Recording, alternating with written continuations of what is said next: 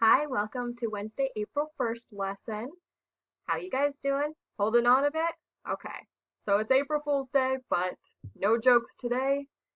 Just another lesson. Hopefully you're not pulling too many pranks on your siblings or your family members because we're all going a little stir crazy, I think. Don't want to add to that stress.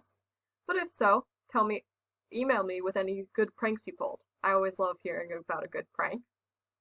Anyways, so you're going to have two separate videos for this. You're going to be having this instruction video, which is just going to have the going over daily vocabulary and going into watching this video. So very short. And then we're going to have another video, which is going to be me reading and analyzing Old Man the Creator, which is a good creation story that will give you an idea of what creation stories are.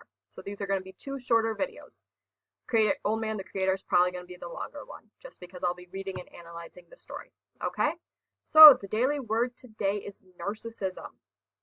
Narcissism is an excessive love of oneself.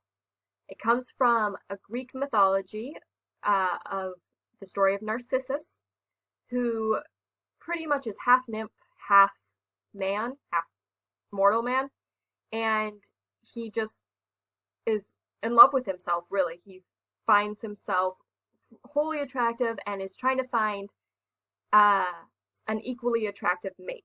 And there's two different versions of the story. One is that Nemesis curses him to look into the lake and only, be really attracted to his reflection.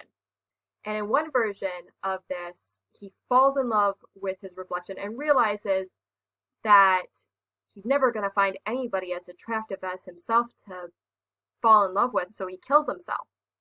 The other version is that he falls in love with his reflection and he cannot stop looking at his own reflection and he dies of hunger because he just keeps on looking at his reflection. So that is where that word narcissism comes from. So it's excessive love of oneself. Second video, this is a longer video than yesterday's video. This is another creation myths video, but it goes into, I think, 24 different myths and just a short summary of each myth from different cultures. So if you're interested in any of these myths and they're not one of the links that I provide you, then you might want to look them up so you can read the full myth for your unit project. So this gives you a really good idea of creation myths, but also different types of cultures and how they differ and how they're similar. Alright, so that is this first video. Very short, only about 3 minutes long. And then next I will be putting an instructor video right here, which will be showing my reading the myth from one of the books that I brought back from school, and also analyzing that and how it makes it a creation story. Okay? Alright, see you soon.